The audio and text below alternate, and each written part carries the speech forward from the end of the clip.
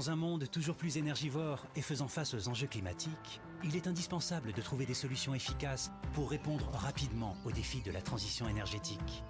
Le gaz peut dès maintenant apporter une réponse concrète à ces enjeux.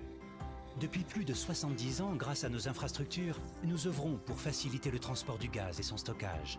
Chaque jour, nos efforts contribuent à faire du gaz une énergie d'avenir positive pour l'environnement. Nous développons un réseau intelligent au service de tous. Nous contribuons à l'Europe de l'énergie au travers de nos interconnexions. Nous agissons pour accélérer le développement du gaz renouvelable. Être un accélérateur de la transition énergétique, c'est un enjeu pour le gaz et c'est notre ambition. Teréga, le gaz accélérateur d'avenir.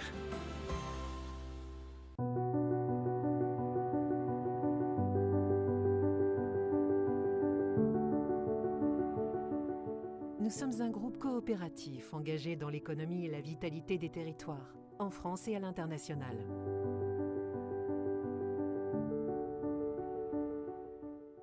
Nous intervenons dans des secteurs d'activité complémentaires, l'agriculture, les semences et l'agroalimentaire.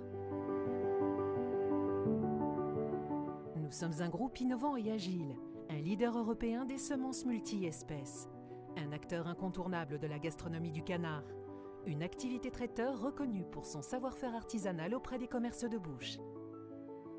Nous favorisons une production agricole durable et une alimentation sûre, saine et accessible à tous avec une priorité, renforcer le revenu des agriculteurs.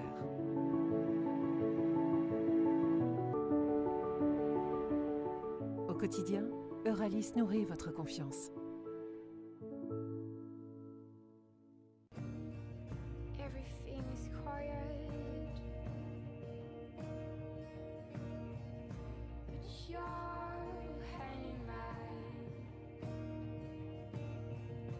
All these nothings we share together. No words in my mind. My heart belongs to you.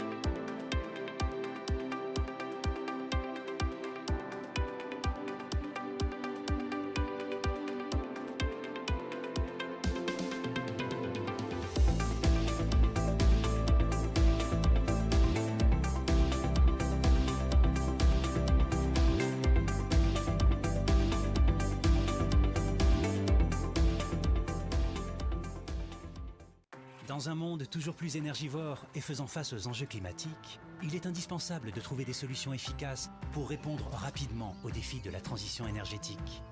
Le gaz peut dès maintenant apporter une réponse concrète à ces enjeux. Depuis plus de 70 ans, grâce à nos infrastructures, nous œuvrons pour faciliter le transport du gaz et son stockage. Chaque jour, nos efforts contribuent à faire du gaz une énergie d'avenir, positive pour l'environnement. Nous développons un réseau intelligent au service de tous. Nous contribuons à l'Europe de l'énergie au travers de nos interconnexions. Nous agissons pour accélérer le développement du gaz renouvelable. Être un accélérateur de la transition énergétique, c'est un enjeu pour le gaz et c'est notre ambition. Teréga, le gaz accélérateur d'avenir.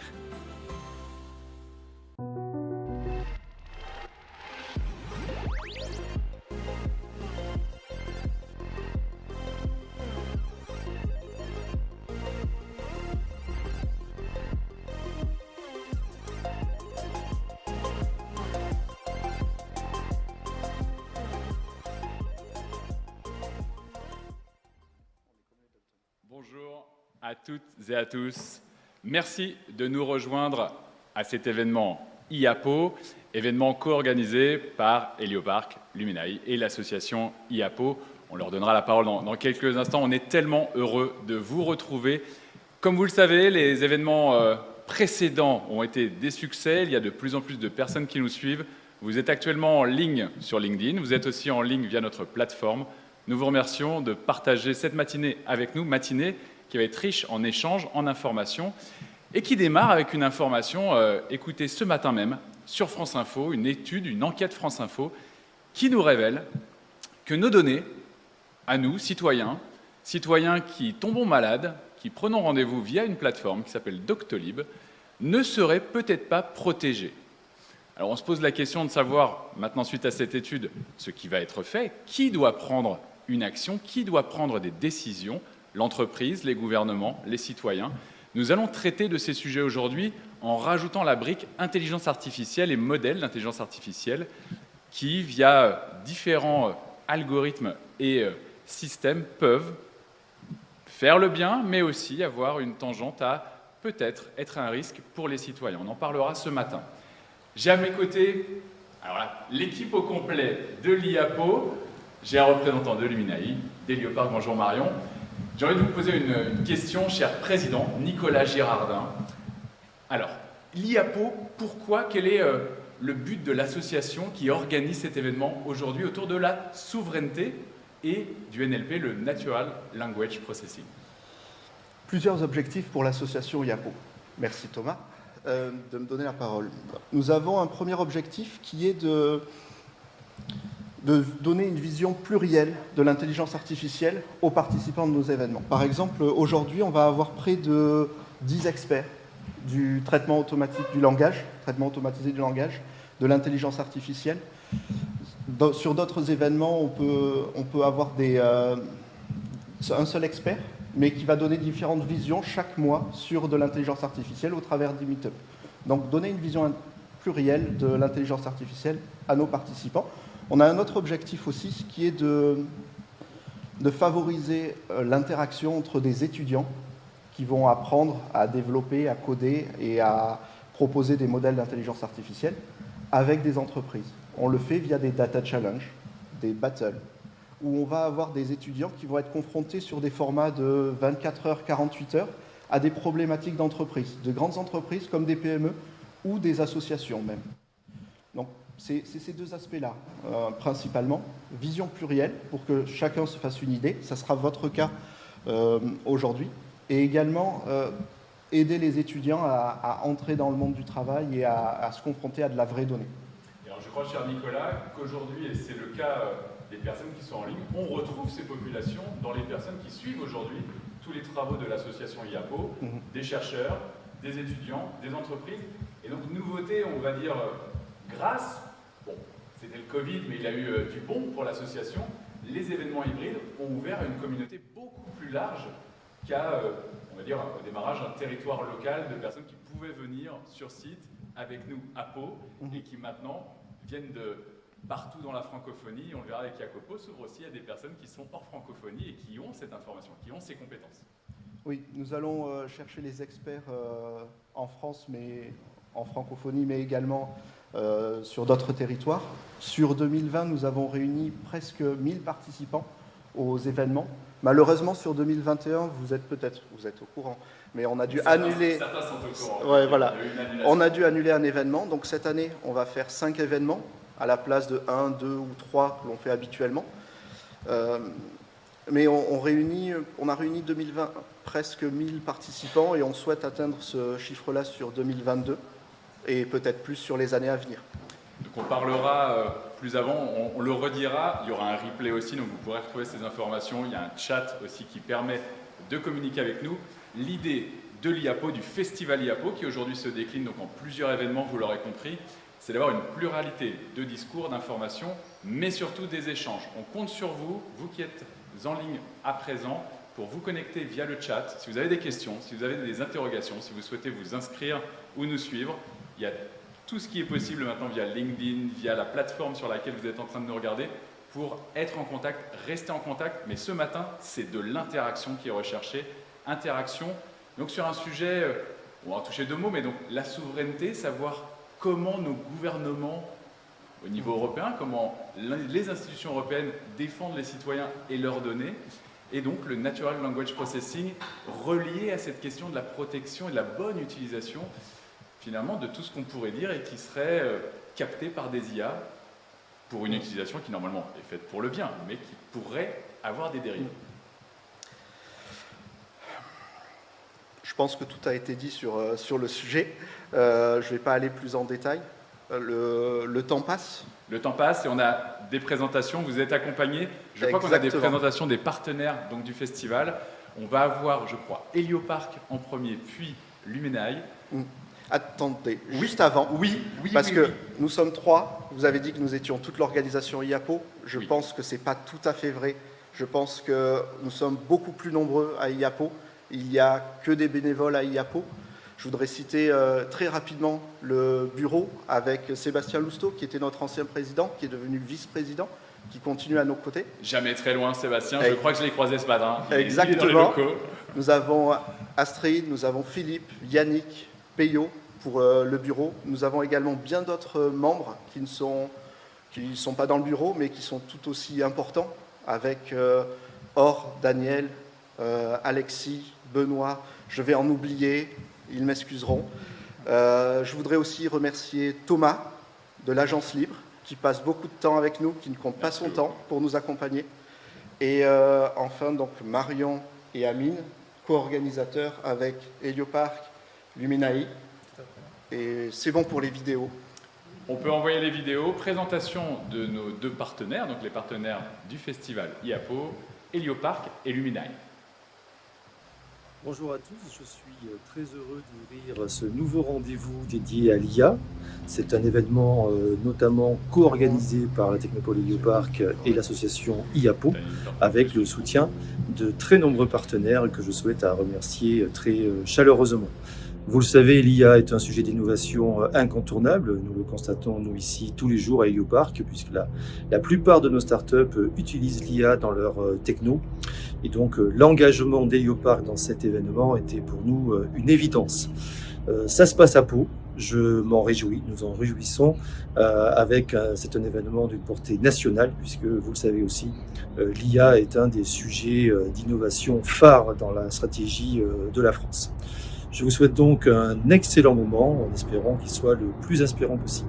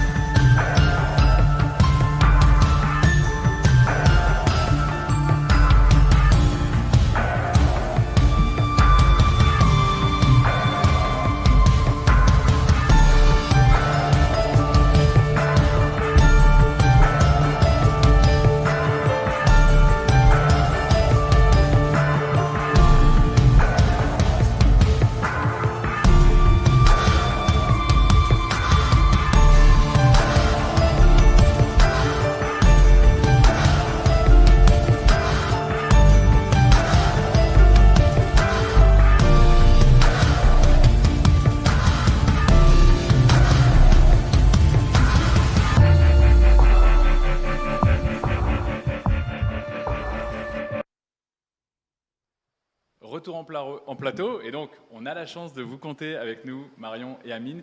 Est-ce que vous souhaitez rajouter quelque chose? On a vu des présentations de vos structures. Je crois qu'il y a pas mal d'actualités à Hélioparc. On va commencer avec vous, Marion. Dites-nous un mot sur cette structure bien connue du territoire béarnais et palois. Alors oui, la Technopole Hélioparc fête cette année ses 35 ans. 35 ans que la Technopole œuvre pour que l'innovation soit vraiment un aspect important du territoire et qu'elle favorise l'écosystème et les activités et l'ancrage de l'emploi sur le territoire. La Technopole, elle fait partie du réseau RETIS, le réseau national de l'innovation. Donc ce mot, c'est un mot très important pour nous, l'innovation, et l'intelligence artificielle est un fort apport pour cette innovation. On la retrouve partout maintenant. On a beaucoup de startups qui utilisent l'intelligence artificielle au quotidien et pour développer leur techno. Donc c'était tout à fait normal pour la Technopole d'être actif dans cette association. Et donc moi je travaille à la Technopole, mais j'ai aussi du temps dédié spécifiquement à l'association. Et on travaille tous les jours pour que IAPO crée une vraie communauté et prenne de l'ampleur et puisse fédérer vraiment toute la communauté IA sur le territoire, mais aussi au-delà. Et je crois que ce rayonnement sera mutualisé avec IAPO lors d'un événement RETIS qui sera le lendemain de l'anniversaire et qui permettra, cher Président, de reprendre la parole encore une fois au nom de l'IAPO. Amine, bonjour. Bonjour Thomas. On connaît peut-être un petit peu moins Luminae. Est-ce que vous voulez nous en dire un petit peu plus? On avait une présentation, mais il n'y avait pas finalement de mots associés. On va parler NLP, donc s'il vous plaît, prenez la parole. Merci Thomas. Pour faire suite à ce que dit Marion, d'abord Luminae est hébergé au sein d'Hélioparc. Luminae est une entreprise de service qui a pour vocation de valoriser les données de nos clients. Elle a été créée par un chercheur qui est Sébastien Lusteau. Et on vise à valoriser les données de nos clients tant dans des domaines divers et variés comme la santé, l'industrie, la géoscience, mais aussi la cybersécurité. D'ailleurs, nous sommes labellisés Inaval, nous sommes lauréats du concours Inaval et nous avons été incubés au sein de la Cyberdéfense Factory. Tout ça dans une stratégie nationale de souveraineté par rapport au domaine de la cybersécurité. On sait que vu le contexte géopolitique actuel, c'est quelque chose de très très très important. En parlant de souveraineté, il y a aussi nos données personnelles. Vous parliez de Doctolib tout à l'heure, mais il y a des données, il y a du texte et donc il y a du traitement automatique du langage naturel. Je préfère le dire en français, Natural Language Processing pour les anglophones. Et donc avoir de la souveraineté nationale par rapport à nos données, c'est quelque chose de très important. Moi, je juge en tant que data scientist chez Luminae que les données personnelles et les données, notamment les données de santé, vu que c'est le sujet de la matinée, c'est quelque chose de très très important. Et être souverain, il y a tout un univers à avoir entre la cybersécurité et le NLP pour vraiment être souverain par rapport à nos données personnelles. Et ça, je pense que c'est très important. Je crois qu'on en parlera avec notre premier intervenant, exactement. Jacopo. Et puis, c'est très important pour nous, Luminae, de co-organiser l'événement IAPO, parce que Luminae a été créé à Pau et on est fiers d'être les membres fondateurs de cette association-là. Et c'est toujours un plaisir d'accompagner IAPO dans ces différents événements, IAPO 4 et pourquoi pas... Et 5, et 6, et bientôt on dépassera tout ça, ce sera du continu, il y aura peut-être une hybridation aussi des formats, on sera peut-être en continu à la disposition du public. On va revenir maintenant, et je vous remercie à tous les trois pour ce mot d'introduction, on va revenir à ce qui va nous préoccuper, va nous occuper ce matin, à savoir, point numéro 1, échanger entre nous. C'est très important, vous êtes déjà nombreux en ligne, à pouvoir nous communiquer vos interactions, vos questions, vos commentaires sur ce qui va se dérouler ce matin. Ce matin, 2 conférences et une table ronde. Première conférence, et j'y reviendrai dans quelques secondes, avec Jacopo Staiano. Puis Patrick Salez, qui nous parlera d'autonomie stratégique européenne, des données, de l'IA et de tout ce qui gravite autour de notre sujet du jour, sujet très citoyen. Puis, on verra comment les grands acteurs de l'IA, finalement, influencent notre monde, influencent nos actions. Et donc, avec cette question de qui maîtrise, qui a le contrôle de l'IA, c'est vraiment ce qu'on va chercher. Non pas, on ne va pas résoudre l'équation peut-être ce matin, mais en tout cas, on veut vous donner de l'information. Donc, n'hésitez pas, en retour à nous envoyer vos questions. Nos conférenciers auront à chaque fois 10 à 15 minutes pour répondre à vos interrogations et vos commentaires via la plateforme. Vous verrez, c'est très simple. Vous vous connectez, vous allez un peu plus bas, il y a un chat et vous pourrez rapidement et directement poser vos questions et avoir cette interface. Vous avez le programme à l'écran, donc vous voyez ce qui va nous occuper dans les prochaines minutes. Je remercie nos 3 intervenants. Je vous laisse aller profiter du live tranquillement dans la salle qui est dédiée juste à côté. Vous êtes aussi aux questions-réponses, vous êtes bénévoles de l'association, donc merci à tous les 3. Et on va attaquer immédiatement avec le premier gros morceau du jour, parce que c'est une personne qui a des choses à dire, c'est une personne qui fait référence, Jacopo Staiano. Je crois qu'il est en ligne, je le vois. Est-ce qu'on peut faire apparaître Jacopo, s'il vous plaît? On va commencer avec le jingle et on retrouve Jacopo dans quelques secondes.